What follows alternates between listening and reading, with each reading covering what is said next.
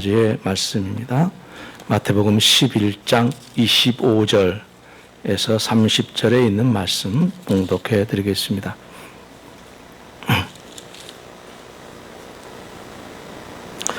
마태복음 11장 25절 말씀부터 봉독합니다. 그때 예수께서 대답하여 이르시되 천지의 주제이신 아버지여, 이것을 지혜롭고 슬기 있는 자들에게는 숨기시고 어린 아이들에게는 나타내심을 감사하나이다.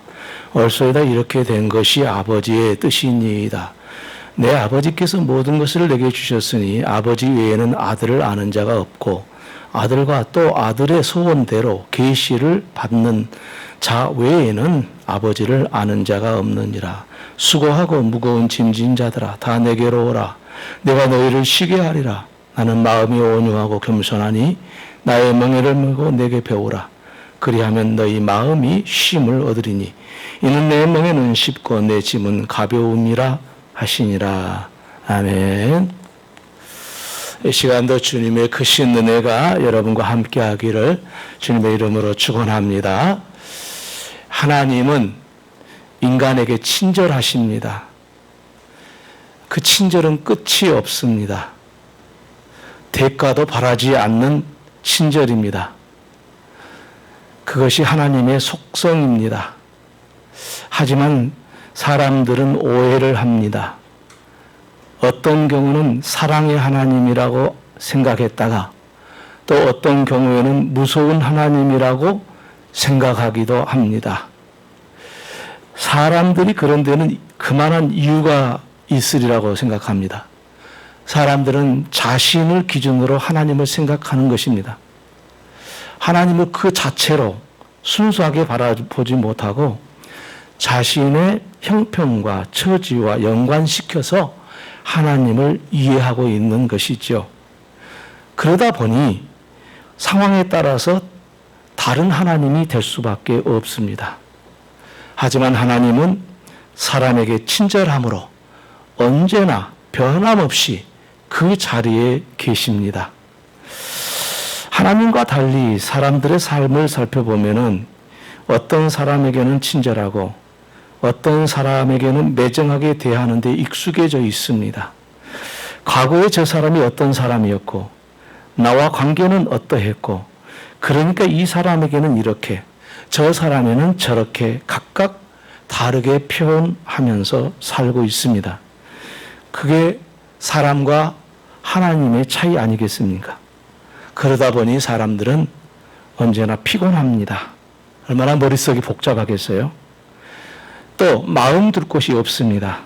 이것저것 이해관계 다 따지면은요, 마음이 편치를 않고 마음 둘 곳 없어요. 그래서 쉼이 없습니다. 언제나 혼자입니다. 그래서 외롭고 쓸쓸함을 견디지 못하는 그런 생활의 모습을 보일 때도 많습니다. 사람들은 왜 그렇게 쉼이 없는 삶을 살고 있는 것일까요? 세계를 정복했던 마게도니아의 알렉산더 대왕의 이야기입니다. 기원전 320년경의 일이니까 오래전 일이 되겠습니다만은 이 알렉산더가 인도로 원정을 떠나게 됐는데 그 인도를 그 알렉산더가 정복한다는 것은 지금의 그리스로부터 굉장히 멀리 떨어진 곳이거든요. 인도가 아프리카니까요.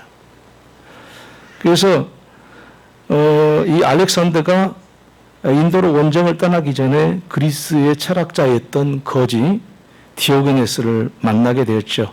누군가의 주선에 의해서 그렇게 만나게 되었습니다. 옛날에는 이제 그리스가요, 마케도니아, 아가야, 이렇게 구분이 돼 있었죠. 근데 이 당시에는 그리스의 철학자로서 디오게네스라는 사람이 있습니다. 이 디오게네스는 거지로 살고 있어요. 디오게네스가 알렉산더에게 물었어요. 무엇을 하려고 그렇게 멀고 먼 정보를 하려고 하십니까? 세계를 다 정복하면 무엇을 얻을 수 있단 말입니까? 그때 알렉산더가 말합니다. 전 세계를 모두 정복하고 편히 쉬면서 인생을 즐길 생각을 하고 있습니다. 대답을 했습니다. 디오게네스가 웃으면서 말합니다. 폐하는 바보입니다. 나는 지금 벌써 쉬고 있습니다. 저는 세계를 정복하지 않았지만 이미 정복자의 인생을 누리고 있습니다. 그저 한 가지 바라는 것이 있다면 폐하께서 옆으로 좀 비켜서 주시기 바랍니다. 지금 폐하께서는 햇빛을 가리고 있습니다. 그렇게 풍자한 유명한 이야기가 전해지고 있습니다. 알렉산더 대왕은 모든 것을 소유한 사람이었지만 쉼이 없었고요. 디오게네스는 거지였지만 쉼이 있었다는 것을 볼 수가 있습니다. 좀 분위기가 딱딱하긴 한 것 같은데 질문 하나 던질게요. 여러분은 알렉산더 대왕이 부럽습니까? 아니면 디오게네스가 부럽습니까? 네, 대부분 대답 못할 줄 알았습니다. 알렉산더 대왕이라고 그러면 좀 욕심 많은 사람이네 그렇게 생각하고, 거지 디오게네스를 닮고 싶습니다, 부럽습니다 그러면은 정말 그러냐 물어볼 것 같아서 아마 여러분 대답 못했을 것 같은 생각이 듭니다. 사실 저도 그렇습니다. 알렉산더가 부럽냐 디오게네스가 부럽냐. 사람은요 알렉산더 대왕과 같이 끊임없이 쉼을 찾지만 쉴 수 없는 존재입니다. 점령하고 또 점령하고 세계를 다 정복하고. 알렉산더 대왕이 몇 살에 죽으신지 아세요? 33살에 죽었어요. 쉼이 없이 정복하다가 병에 걸려 죽었습니다. 오늘 보는 말씀은 예수님께서 하나님 아버지께 기도한 내용입니다. 천지의 주제이신 아버지여, 이것을 지혜롭고 슬기 있는 자들에게는 숨기시고 어린아이들에게는 나타내심을 감사하나이다. 옳소이다. 이렇게 된 것이 아버지의 뜻이니이다. 이해가 가지 않는 이야기 아닙니까? 이 말씀을 이해하기 위해서 먼저 이것을 이라는 말씀을 했어요. 이것을 슬기 있는 자들에게는 숨기시고 이것을 어린아이들에게는 나타내신 것을 감사합니다. 이것이 뭐냐 이게. 본문에는 이것에 대해서 설명이 안 나와 있어요. 그런데요, 본문 앞에 내용의 이야기를 읽어보면은 그 복음을 듣고도 회개하지 않은 고울을 향해서 회개를 촉구했었습니다. 그런데 예수님이 가장 많이 갔던 그 고울이, 거기에 사는 사람들이 회개하지 않았던 거예요. 그래서 그 사람들을 보고 너희들이 심판날에는 소돔보다 더 고통을 당하리라, 그렇게 말씀을 하신 적이 있어요. 그리고 나서 이 말씀을 하신 거거든요. 그래서 이것이라는 말은 뭘 이야기하냐면은 복음을 전했는데 이것을 받아들인 사람과 받아들이지 않는 사람, 이런 뜻이 되겠습니다. 예수님께서는 이것을 어린아이에게, 다시 말하면 복음을 어린아이에게 나타내심을 감사한다고 기도했습니다. 반면에 지혜롭고 슬기 있는 자들에게는 숨기신 것도 감사한다고 기도를 했습니다. 예수님의 말씀에서 양자를 비교하면 역설적이지 않습니까? 지혜롭고 슬기 있는 자가 복음을 듣고 회개하는 것이지, 지혜롭지도 슬기롭지도 못한 어린아이가 복음을 듣고 회개한다는 것은 앞뒤가 안 맞는 이야기 아니겠습니까? 말씀을 좀 알아들어야 회개도 하고 그럴 일인데, 아니 지혜롭고 슬기로운 사람은 복음을 듣고 회개하지 않고, 그리고 어린아이는 복음을 듣고 회개한다고 예수님이 말씀하고 있으니 역설적인 표현이라 그런 말씀이시죠. 그런데 예수님께서는 왜 이렇게 역설적인 말씀을 하셨을까? 지혜라는 말과 슬기라는 말에 대해서 조금 애매한 그런 부분이 있어요. 사실은 구분하기 어려운. 그러나 이 사전적으로 한번 제가 찾아서 봤는데 이렇게 이야기하고 있어요. 지혜라는 게 뭐냐? 사물의 이치나 상황을 제대로 깨닫고 그것을 현명하게 대처할 방도를 생각해내는 정신 능력, 능력이 지혜, 정신의 능력이 지혜라는 거예요. 자, 슬기라는 무슨 말이냐면 사물의 위치를 바르게 분별하고 일을 정확하게 처리할 방도를 생각해내는 재능을 보고 슬기라고 그래요. 그 말이 그 말 같아요, 사실.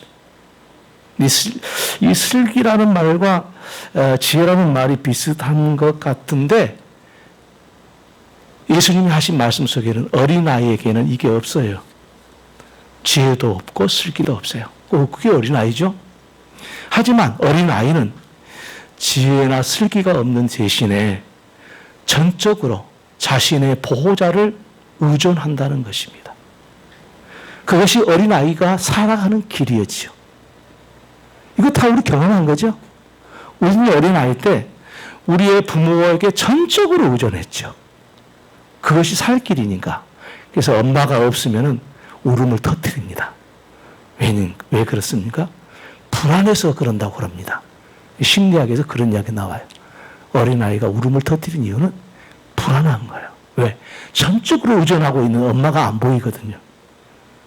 그러니까 불안해서 울음을 터뜨리는 것이죠. 예수님께서는 어른이 된 후에도 지혜와 슬기가 필요 없다는 것이 아니라 사실 어른이 되었는데도 지혜와 슬기가 없다면 그건 사람 노릇 못하죠. 그죠? 어른이 돼가지고 지혜도 없고 슬기도 없으면 되겠어요? 있어야죠. 하지만 예수님께서 지혜와 슬기가 있는 자가 알아야 할 말이 있다. 그런 뜻으로 말씀하신 거죠. 사람의 지혜와 슬기는 사람을 수고하고 무거운 짐진 자들로 만들어 간다는 이야기예요. 사람의 지혜, 사람의 슬기는 스스로 자기 자신을 무거운 짐진 자로 만들어 가는 거예요. 그러므로 지혜와 슬기로 사는 사람들을 부르셔서 보호자에게 전적으로 의존하는 어린아이와 같이 쉼을 주겠다는 것입니다. 어린아이는 쉬워요. 쉼이 있어요. 어른은 쉼이 없어요. 알렉산더는 쉼이 없어요. 디오게네스는 쉼이 있어요. 그러니까 세상을 지혜와 슬기로 살아가려고 하는 어른들을 향해서 어린아이에게 주었던 쉼을 주고 싶다라는 뜻이 오늘 예수님의 말씀이죠. 예수님께서 이렇게 말씀하시죠. 수고하고 무거운 짐진 자들아 다 내게로 오라. 내가 너희를 쉬게 하리라.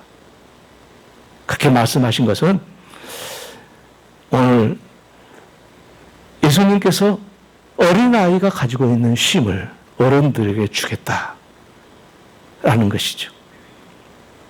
그렇다면 시면 알렉산더 대왕에게는 인류의 최후의 목표를 이루는 것이요. 디오게네스에게는 햇빛과 같은 것이라고 말할 수 있겠습니다. 그렇죠? 알렉산더는 쉼이 뭐냐? 인도까지 다 점령하고 난 쉬겠습니다. 이것이 쉼이었고요.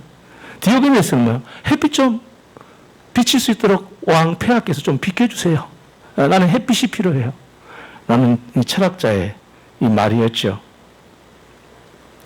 그래서 이 알렉산더에게는 쉼이란 이 자기의 구원을 상징적으로 말한 거고, 디오게네스에도 구원은 바로 쉼이었던 것을 상징적으로 말하고 있죠. 다시 말하면은 알렉산더도 디오게네스도 지혜로운 자도 지혜롭고 슬기로운 자도 혹은 어린아이도 다 쉼이 필요한 거예요. 그래서 그 쉼을 통해서 하나님께서는 구원을 누리게 하겠다. 그 쉼이란 뭐냐? 구원을 누리는 세계다. 여러분, 우리 다 구원 받았는데 쉼이 없으면 구원을 누리지 못하는 겁니다. 쉼이 있어야 구원을 누릴 수 있는 거예요. 왜냐하면 쉼에서 언제나 친절하신 하나님을 만날 수 있기 때문에 그래요. 쉼이 없는 곳에서는 하나님 못 만난다는 뜻이에요. 근데 우리는 어때요? 쉬지 않으려고 그러죠. 그러니까 하나님이 자꾸 멀어지는 거죠. 쉼이 있어야 내가 하나님을 볼 수 있어요. 있는 그대로 하나님을. 모든 개혁교회의 교리인 웨스턴민스터 신앙 고백서라는 것이 있어요. 우리 교단 헌법에도 웨스턴민스터 신앙 고백서가 우리 교단의 신앙 고백으로 이렇게 실려져 있습니다. 그 웨스턴민스터 신앙 고백서라는 게 뭐냐면은 1642년에 46년간에 거쳐서 웨스트민스터 사원, 영국이죠. 그 영국 사원에서 신학자들이 연구를 했어요. 성경을 놓고. 그래서 성경을 통해서 어떻게 구원을 누리게 될 수 있는 것인가 하는 교리들을 성경을 통해서 6년간을 연구했어요. 그리고 그것을 영국은 당시에 그 기독교가 그 국교이기 때문에 의회를 통과해야 돼요. 그래서 6년간 연구해서 6년 후에 이 웨스트민스터 신앙 고백서가 영국 국회를 통과한 겁니다. 그게 우리 개혁교회의 교리가 되었습니다. 거기 웨스트민스터 신앙 고백서에서 구원에 이르게 하는 믿음에 관하여라는 그 제목으로 기록되어 있는 부분이 있어요. 구원에 이르는 믿음에 관하여. 믿음은 성령의 역사이며 이 역사는 말씀을 전파함으로 성례를 집행하고 기도를 함으로써 증가되고 강화된다라고 설명을 해놓고 있어요. 그리고 구원을 이루게 하는 믿음의 중요한 역할은 신자들로 하여금 그리스도만 받아들이고 그의 안에 쉬게 하는 것이다. 그리스도를 받아들여서 그리스도를 받아들이는 사람이 그리스도 안에서 쉬게 하는 것이 뭐예요? 그게 구원이다. 이게 웨스트민스터 신앙 고백서에 그렇게 나와요. 이 믿음은 이제 웨스트민스터 신앙 고백서에 기록된 이야기예요. 이 믿음은 약할 때도 있고 강할 때도 있으며 때로는 여러 가지 모양으로 공격을 당하여 약해지기도 하지만 결국 승리를 얻으며 온전한 확신을 얻는 데까지 여러 모양으로 성장한다고 그렇게 설명을 하고 있습니다. 그렇다면 그 믿음은 우리에게 어떻게 주어지는 것인가? 그것은 하나님의 계시의 말씀이라는 것입니다. 오늘 본문에서 아버지 외에는 아들을 아는 자가 없고 아들과 아들의 소원대로 계시를 받는 자 외에는 아버지를 아는 자가 없느니라. 이 말씀은 계시를 받음으로 성부와 성자를 알게 된다는 말씀입니다. 이는 구원은 하나님의 계시로 하나님을 알게 되고 하나님을 하나님으로 볼 수 있게 된다는 거예요. 그러니까요, 계시를 받지 않았을 때 사람은 아무리 지혜로워도 아무리 슬기로워도 하나님을 볼 수 없다라는 말씀이고요. 그래서 하나님이 믿어지지 않는 것입니다. 이 말은 믿음은 하나님의 계시에서 시작된 것이고 그 믿음이 사람에게 힘을 주어서 구원을 이루게 한다는 말씀입니다. 웨스트민스터 신앙 고백서에서 믿음은 성령의 역사이며 라고 설명하고 있는데 이 성령의 역사란 뭡니까? 이것은 하나님의 역사죠. 성령은 하나님의 영인이시니까. 하나님의 역사는 이를 계시하시는 하나님으로 말하고 있습니다. 성령의 역사가 뭐냐? 하나님의 계시의 역사를 이야기합니다. 그런데 이 성령의 역사, 이 계시의 역사는 어떻게 된 것이냐? 라고 웨스트민스터 신앙 고백서에 말하기를 말씀을 전파함으로 역사하고 성례를 집행함으로 성례를 집행하고 기도를 함으로써 증가되고 강화된다. 그렇게 말씀합니다. 그런데 웨스트 신앙 고백서에서는 이 믿음으로 신자는 무엇이든지 말씀 안에서 계시된 것을 참된 것으로 안다. 왜냐하면 하나님의 권능 자체가 그 안에 말씀하시기 때문이다 라고 설명을 하고 있어요. 그리고 이후에 일어날 영적 현상도 웨스트민스터 신앙 고백서에 설명을 하고 있는데 믿음이란 그리스도만 영접하고 받아들이고 그 안에서 쉬는 것이다. 그렇게 설명을 하고 있습니다. 이 말을 좀 복잡하게 했는데요. 우리가 하나님을 봐야 믿을 거 아니에요. 우리가 어떻게 하나님을 보느냐? 하나님의 계시를 통해서 보는 거예요. 그 외에 방법이 없어요. 하나님의 계시가 뭐냐? 하나님의 성령이라는 거죠. 그리고 하나님의 성령은 어느 때 역사하시냐? 하나님의 말씀을 전파할 때 역사하는 거고요. 예배할 때 역사한다는 거예요. 그래서 오늘 본문에 보니까 성례를 집행하고 기도함으로써 증가되고 강화된다는 거예요. 성례라는 거 아시죠? 성찬식. 네.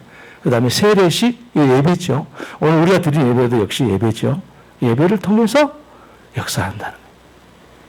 그러니까 우리가 쉼을 얻게 되는 것은 바로 하나님을 믿을 때, 하나님을 보았을 때 그때 믿게 되는, 쉼을 얻게 되는 거고, 그것이 구원의 삶을 누릴 수 있는 것이다. 이런 말씀이에요. 그래서 예수님께서 이렇게 말씀하신 것은 당연한 거예요. 수고하고 무거운 짐지다 하느라 다 내게로 오라. 내가 너희를 쉬게 하리라. 나는 마음이 온유하고 겸손하니 나의 멍에를 메고 내게 배우라. 그리하면 너희 마음이 쉼을 얻으리니 이는 내 멍에는 쉽고 내 짐은 가벼움이라. 라고 예수님이 말씀하셨는데, 어린아이처럼 하나님을 의존하고 또 하나님을 의존할 때 쉼을 얻게 될 쉼을 찾으라고 말씀하는 거예요. 그러니까 왜 예수님이 우리를 부르셨냐? 쉬라고 부르신 거예요. 어느 때 우리가 우리가 쉼을 얻게 되냐? 하나님 이 말씀을 들을 때 하나님의 계시가 우리에게 임함으로 이 말씀을 우리가 받아들이고, 우리가 받아들이는 그리스도는 우리 안에서 쉼을 주시고 구원을 베푸시는 분이라는 거죠.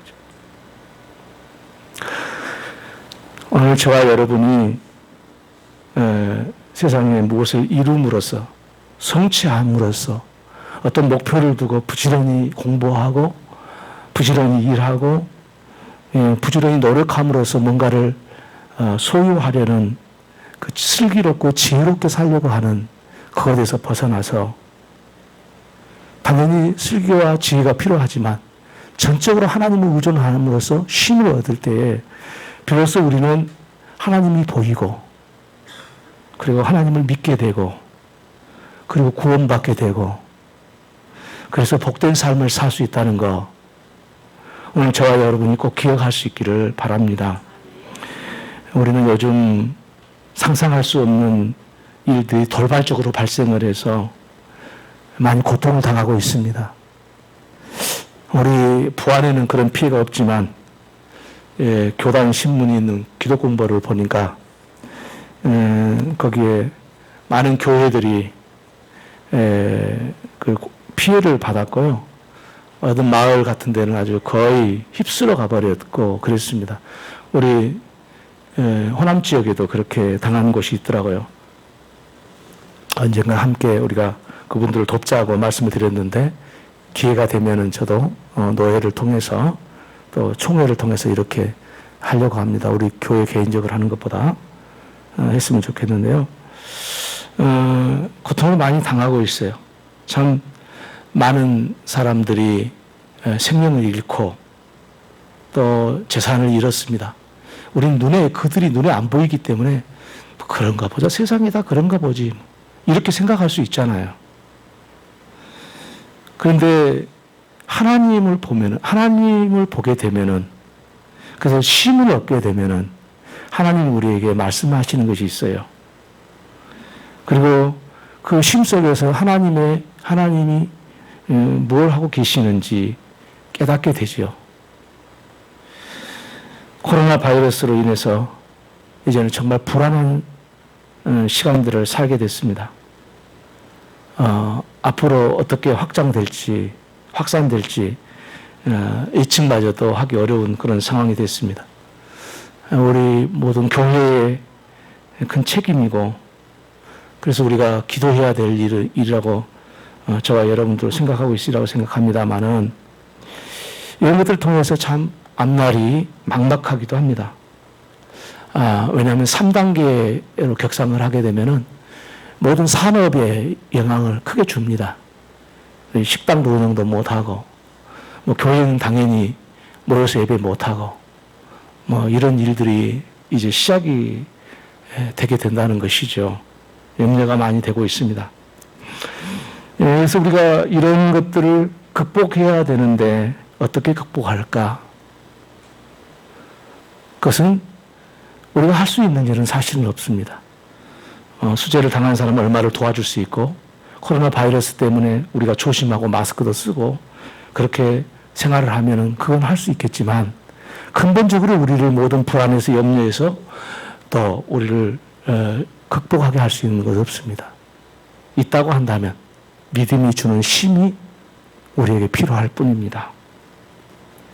그런데 여러분, 말씀과 기도 그리고 예배를 통해서 언제나 변함없이 계시하시는 하나님을 경험하면서 살아가는 저와 여러분의 삶이 되기를 주님의 이름으로 축원합니다. 기도하겠습니다. 하나님, 우리 아버지, 우리는 하나님의 뜻을 알면서도 행하지 못하고 우리의 지혜와 슬기로 이 세상을 살려고 했던, 그래서 하나님을 만나고는 싶은데 만날 수 없었던 우둔한 삶이었습니다. 오늘 주님께서 우리를 부르십니다. 수고하고 무거운 짐진 자들아 다 내게로 오라. 내가 너희를 쉬게 하리라. 하시는 주님의 음성을 듣고 우리가 그 말씀대로 계시를 받음으로 우리에게 힘이 오고 우리에게 이 어려운 순간에도 구원으로 인하여 능히 이것들을 극복해내며 하나님 앞에서 아름답고 복된 삶이 이어지게 하여 주옵소서. 작금의 여러 가지 어려운 현실들, 앞으로 일어나는 모든 두려움들이 우리에게 있으나 오직 주님이 주시는 힘을 통해서 다 극복하고 주님께서 우리를 인도해 주시고 우리를 사랑하시는 것은 여전히 변함없음을 항상 기억하면서 믿음으로 감당하는 저희들 되게 해 주옵소서. 이 나라와 민족 모든 백성들 되게 하여 주옵소서. 예수님의 이름으로 기도 올려옵나이다. 아멘.